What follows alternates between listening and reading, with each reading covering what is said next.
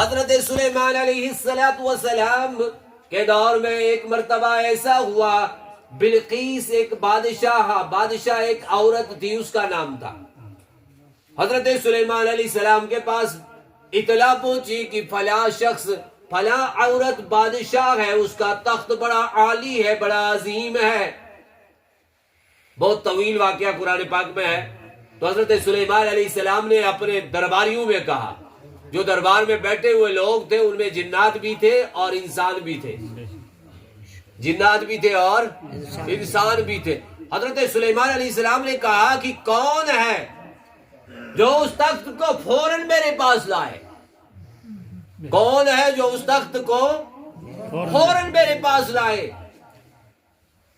جنات میں سے ایک جن اٹھا، اس نے کہا میں اس کو لے کر کے آتا ہوں، میں اس کو لے کر کے آتا ہوں۔ یاد رکھنا دونوں باتیں بڑی عظیم باتیں، دونوں باتیں جو میں ایک تو کہہ دی، ایک کہنے والا ہوں۔ جن نے کیا کہا؟ میں لے کر کے آتا ہوں۔ اب اس کو اپنی طاقت پہ بھروسہ تھا، اس کو اپنی طاقت پہ بھروسہ تھا۔ اس نے کہا کہ میں لے کر کے آتا ہوں، اور فوراً لے کر، جیسے آپ کہیں گے لے کر کے آ جاتا ہوں۔ لیکن یہاں سے ایک انسان اٹھا، ایک قرآن پڑھنے والا اٹھا، ایک اللہ کی کتاب پڑھنے والا اٹھا۔ اس نے کہا کہ میں تب تک لے کر کے آتا ہوں جب تک آپ آنکھ بند کریں گے، کھولیں گے، آپ آنکھ جھپکیں گے، میں لے کر کے آتا ہوں۔ یہ طاقت اس کے پاس کیا تھی؟ اللہ کی کتاب کی طاقت تھی۔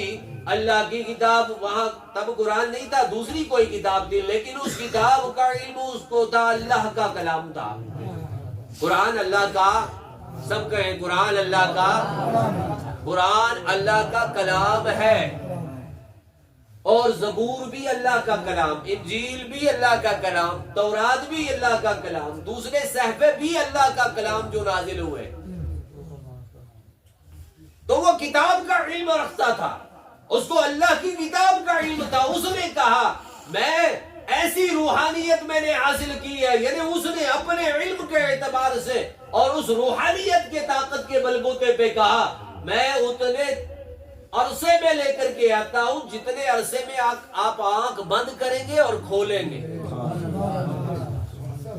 آپ ابن کثیر رحمۃ اللہ علیہ نقل کرتے ہیں، فرماتے ہیں کہ میں نے فرماتے ہیں کہ اللہ کے نبی صلی اللہ علیہ وسلم نے فرمایا، اس انسان نے کہا، آصف بن برخیہ جس کا نام تھا، اس نے کہا آپ آنکھ بند کر لیں اے سلیمان علیہ السلام، آپ آنکھ بند کر لیں۔ سلیمان علیہ السلام نے، درباریوں نے آنکھیں بند کی۔ جب آنکھ بند کی تو آنکھیں کھولی، تخت سامنے پڑا ہوا تھا۔ کیا تھا اس کے پاس؟ کیا تھا اس کے پاس؟ علم تھا اللہ کے کلام کا، علم تھا اللہ کے۔ جن کے پاس کیا تھا؟ طاقت۔ جن کے پاس کیا تھا؟ جن کو اللہ نے بڑی طاقت دی تھی، مگر جن ہار گیا، جیتا وہ انسان جس نے قرآن پڑھا۔ سمجھ آ گئی بات؟ تو آج بھی جیت ہوگی تمہاری، آج بھی آپ کامیاب ہو جاؤ گے اگر قرآن پڑھو گے تو۔ سنے، جنات نے جب قرآن سنا، اللہ کے نبی صلی اللہ علیہ وسلم جب زمین پہ آئے، جب حضور صلی اللہ علیہ وسلم نے اعلان نبوت فرما دیا، اعلان نبوت کے بعد شیاطین میں ایک شور مچ گیا۔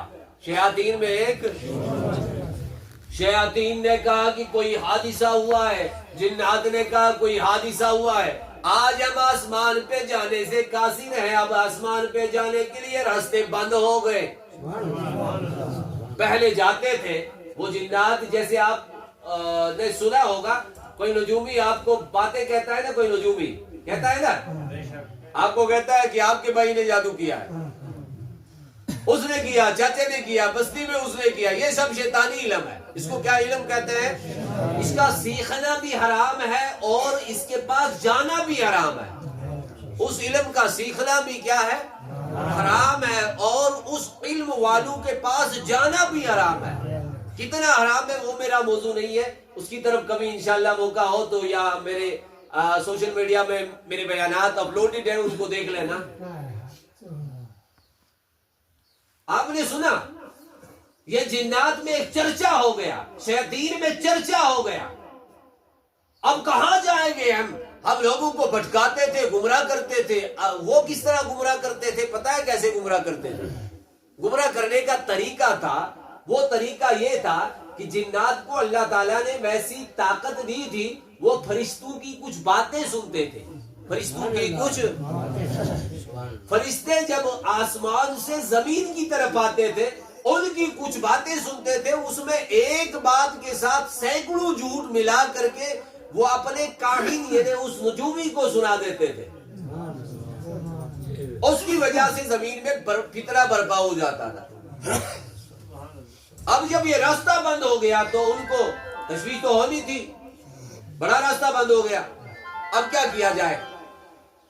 تو جنات نے، شیطان نے کہا کہ آپ زمین پہ چلو، اب زمین پہ چلو۔ کیا کہو؟ بات سمجھ آ رہی ہے؟ اب زمین پہ گھومو، شاید کوئی ایسا حادثہ ہوا ہو، کوئی ایسی وجہ ہوئی ہو جس کی وجہ سے یہ راستہ ہمارا بند ہوا ہے،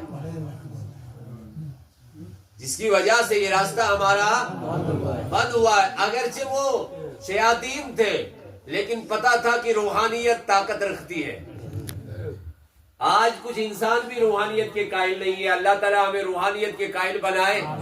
روحانیت اور کچھ چیز ہوتی ہے، ہم الحمدللہ روحانی بزرگوں کے قائل ہیں، روحانی بزرگوں کے قائل ہیں، ان کی دعا کی وجہ سے الحمدللہ انسان جو ہے جب وہ اس کے لیے دعا کرتے ہیں اللہ تعالیٰ ان کی دعا قبول کر لیتا ہے، یہی روحانیت ہے۔ تو بہرحال روحانیت کے منازل کی طرف ہم نہیں چلیں گے، ہم بات کرتے ہیں جنات جب زمین میں گھومے پھرے، جب جنات زمین میں چلے تو چلتے چلتے دیکھتے کیا ہے، ایک جگہ حضور صلی اللہ علیہ وسلم قرآن پاک پڑھ رہے، کیا کر رہے؟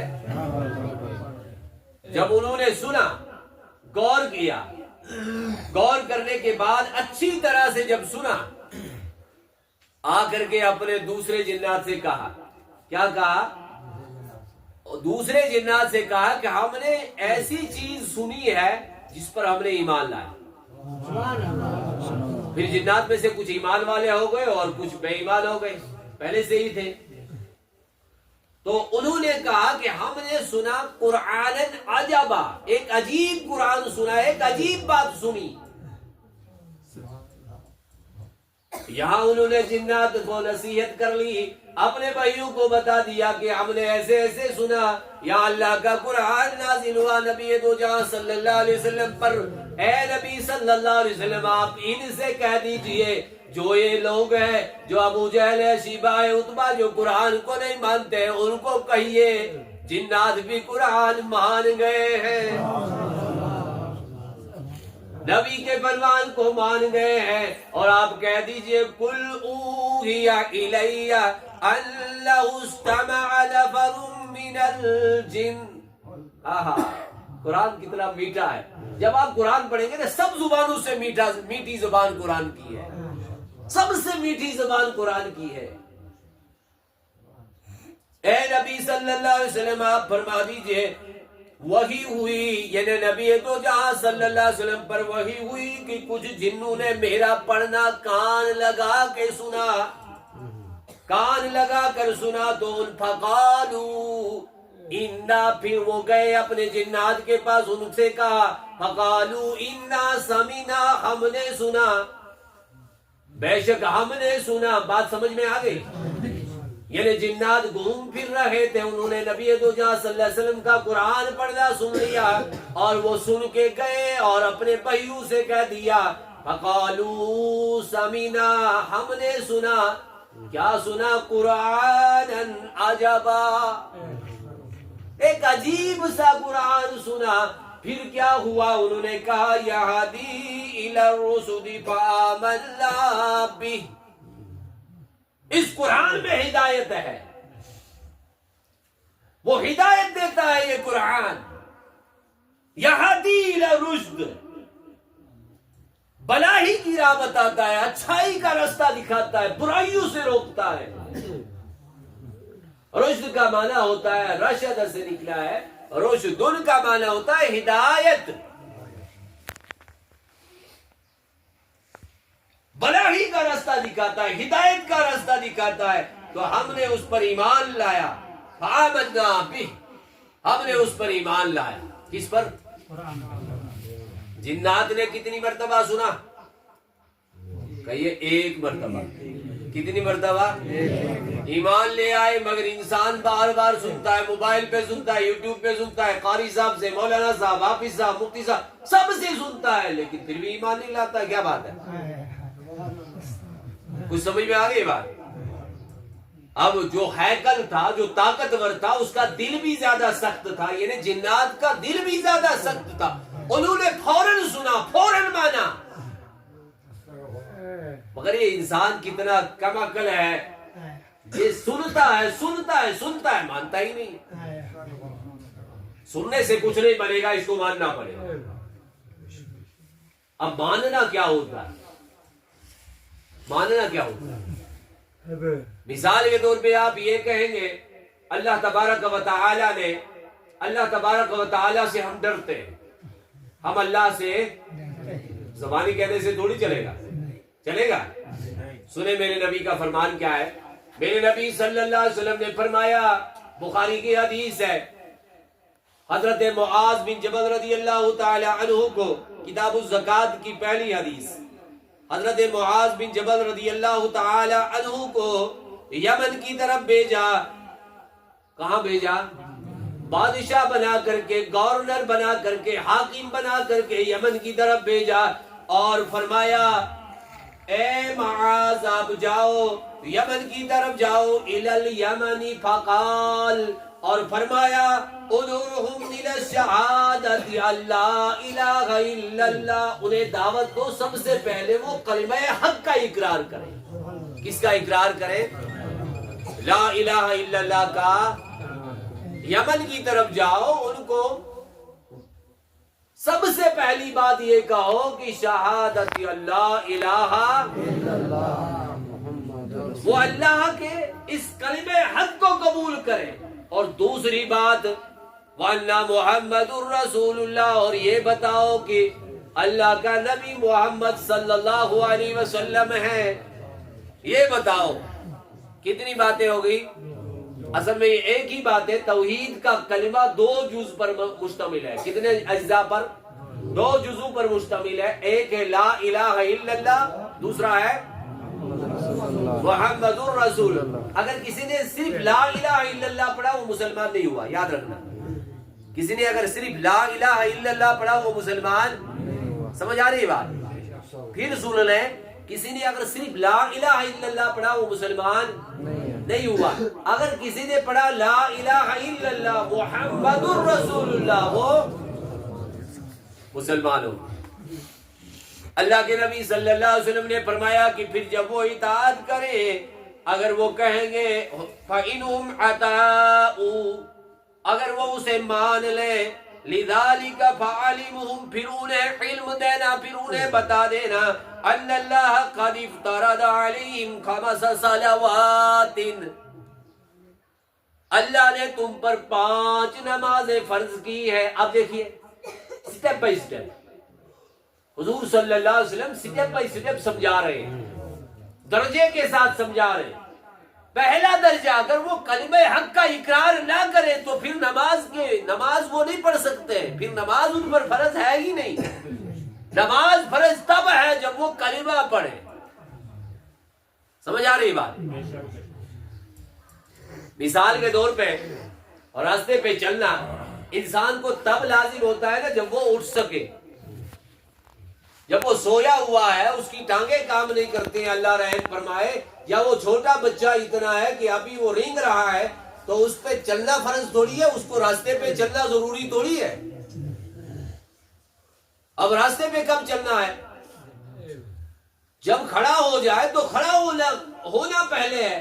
الحمدللہ ہم سب کھڑے ہیں نا، الحمدللہ ہم سب نے کلمہ حق کا اقرار کیا ہے نا، الحمدللہ، اور پہلے سے کیا ہوا، آج نہیں پہلے سے کیا ہوا، الحمدللہ. اب دوسری بات فَعَلِمُهُمْ، میرے آقا علیہ السلام نے فرمایا کہ اے معاذ انہیں پھر بتا دینا، انہیں سمجھا دینا کہ نمازیں 5 فرض ہیں. خمس صلوات فی کل یوم و لیلہ، 5 نمازیں